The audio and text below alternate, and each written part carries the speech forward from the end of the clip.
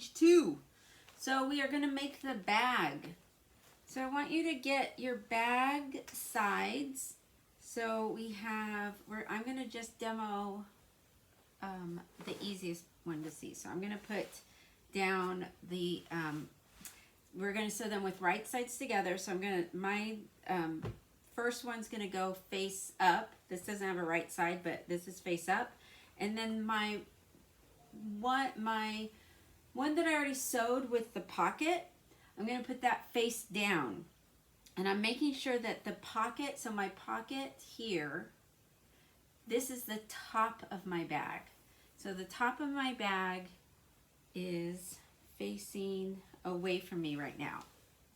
So I'm going to place those with the edges even, and I'm going to pin it so that I'm going to be able to sew down the sides, across the bottom, and up the other side. So I'm going to pin that, and I'm going to, when I sew this, I'm leaving the opening of the bag open. And I'm doing this, I'm going to sew that with, again, I'm going to use a 1/4 inch seam allowance, and I'm going to do this for both fabrics that I cut. So both the inside and the outside of the bag, but I'm just going to demo this one because it's easiest to see. So I'm going to pin this side across the bottom, and remember to check that you put your pocket, you placed your pocket on there the correct direction, because you don't want to sew this and find out that you put your pocket on there upside down. That would be not so good. And now I've got the other side. So I've pinned the sides, I've pinned the bottom, and now I'm going to sew these. And I'm going to sew it using a 1/4 inch seam allowance. 1/4 inch seam allowance. I'm going to bring my machine back towards me, and this should only take a second.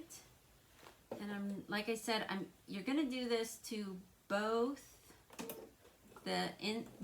sets of fabrics, both the inside and the outside of the bag.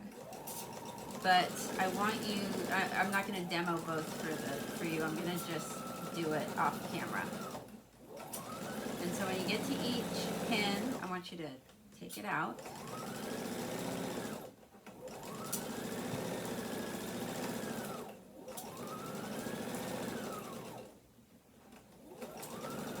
And I'm back stitching at the corners, but I'm only back stitching at the corners because I'm trying to get you guys to remember that when you come to the end of a seam, get in the habit of back stitching.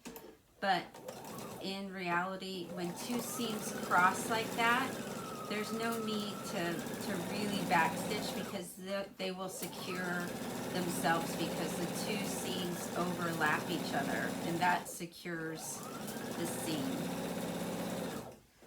So here I am.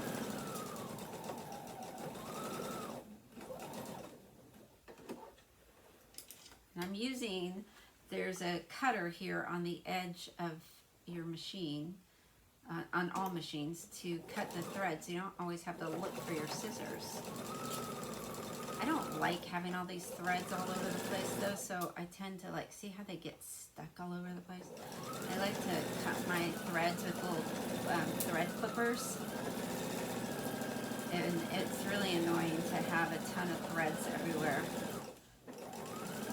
And make sure, so when it ends, your edges up here should be even. And you are going to have to back stitch up here at the top edge.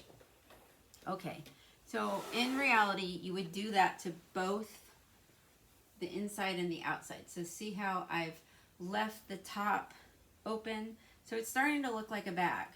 Looks like a bag.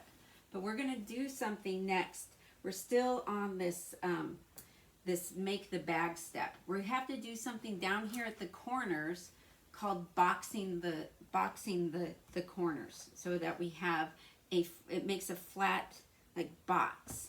So we are going to cut out a 3-inch square out of this corner.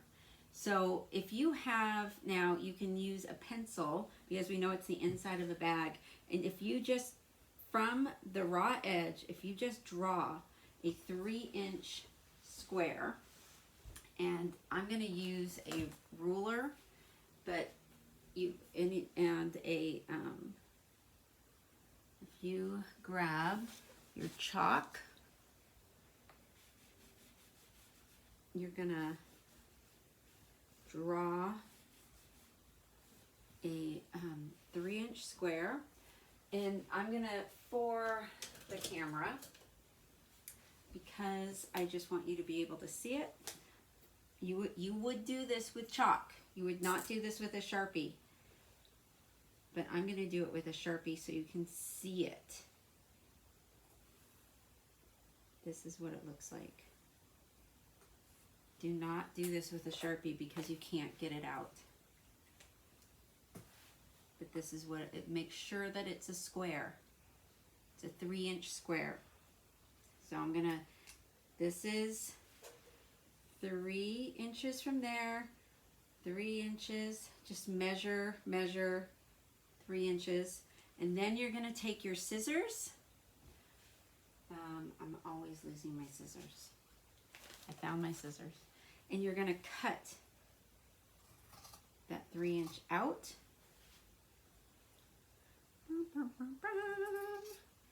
And we're going to do some magic. I'm going to cut that one out. I'm going to cut the one that I did correctly, the one that I did in chalk. And we're going to box this corner. So here's where the magic happens. So I've cut that out. Now I'm going to open this up like this. And if you hold it, if you open that up, and that's those 2 seams where the seam allowances are, see how those seam, if you match those seam allowances up, and those 2 seam allowances are going to match up exactly, and I'm going to hold them together with a pin, and then from there I'm going to pin those raw edges even,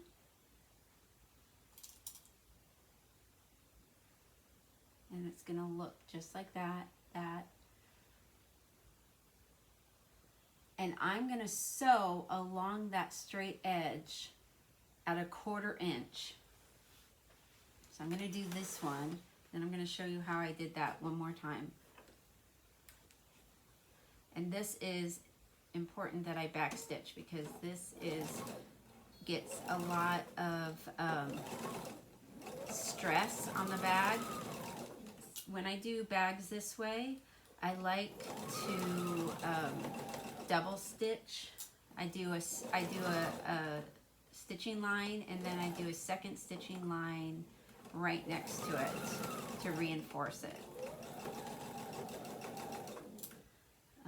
Okay, so there, and then I'm going to hold that bag up. That's boxing the corner. So over here, I have that other corner that I cut, and if I take it and I open it up,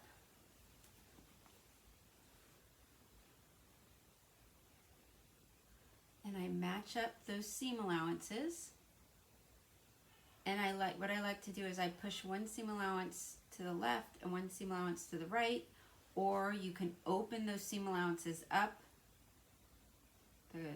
so that they are open, but the important thing is that they match, that they line up, and you're going to pin right there, and then you're going to pin those edges even.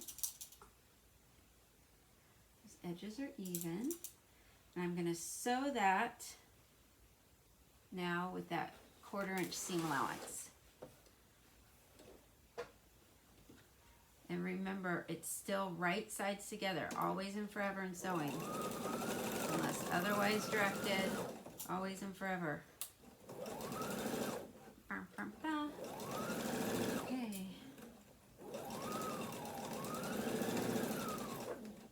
Back stitch.